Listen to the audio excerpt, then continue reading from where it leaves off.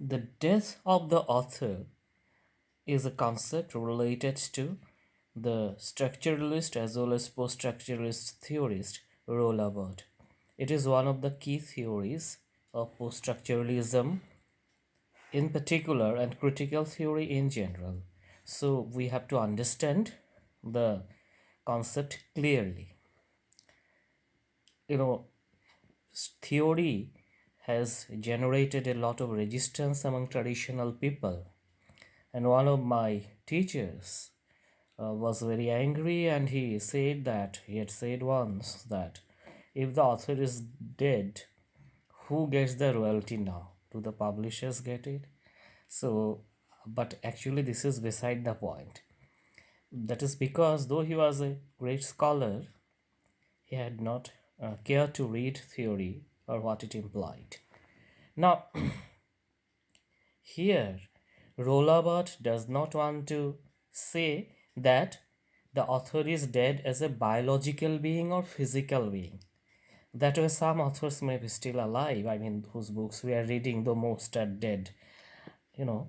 So, and neither it is a call for people to kill the physical or the biological author.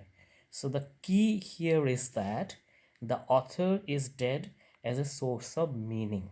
That part we'll elaborate a little. You know, our traditional interpretation of literature had always been based on our attempt to find out what the author wanted to do in this text or that text. I have said also and also in many of our traditional critiques or criticisms which are still published in newspapers or popular magazines, we get comments like this that in this novel or this poem, this poet or this writer has achieved his aim of representing this thing or showing the problems of society etc in a very particular way or successful way. Now Bart has problem with that. Once the book is written and published, it is not the author's business to impose his meaning on that. What we have is the text before us. The same thing Derrida said in a different way, that there is nothing outside of the text or there is nothing beside the text. You can make it simpler. Now, the structuralist contention is that, which is there in post structuralism also, though they go beyond it, that language is basically a play between signifier and signified. You see, apple, there is a concept called apple which is generated by an interplay between two things, apple, that is the signifier, and the thing called apple that we have in our mind when we see the word. These two, but this relation is arbitrary. you know there is no reason or logic why this thing, round red thing, should be called an apple. The same thing applies to all words except the onomatopic words. So in simple terms, what they argue is that the language that we use is not our creation. So from where does the question of authorship come? So this language that I am speaking to you now is neither my invention nor your invention. All the words that I am using are already there. What I am doing is just making a kind of rearrangement of certain words. That precisely is the structuralist and post-structuralist idea about creation.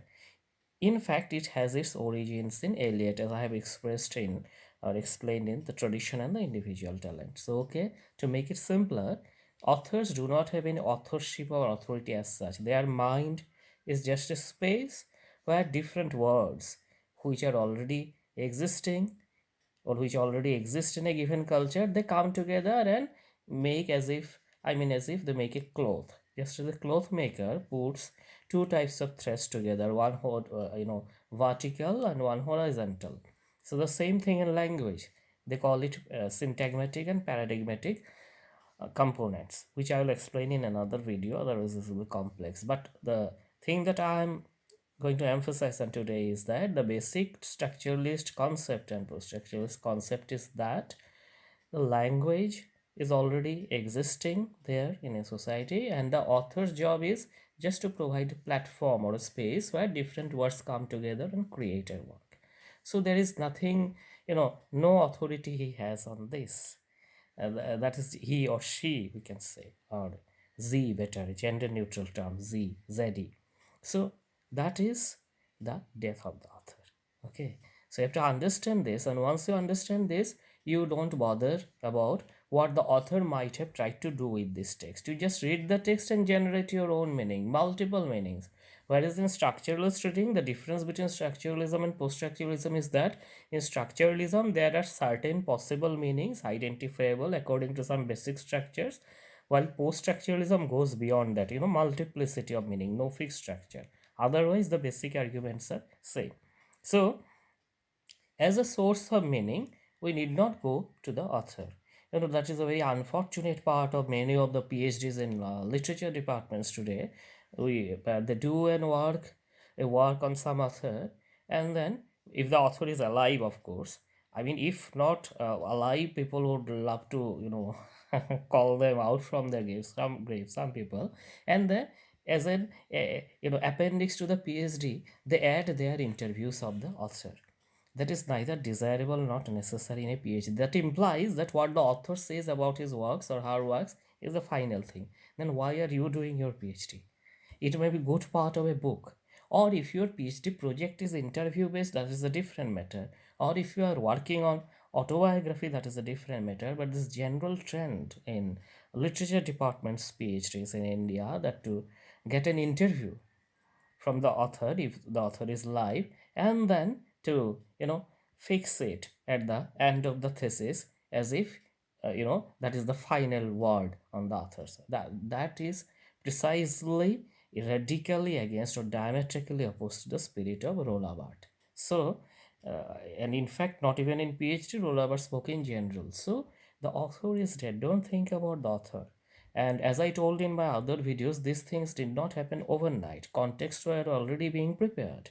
So the intentional fallacy and affective fallacy gave a kind of first blow to the author's concept. Then again, the tradition and the individual talent by Eliot and other new critics. So already the ground was being prepared for some kind of an impersonality.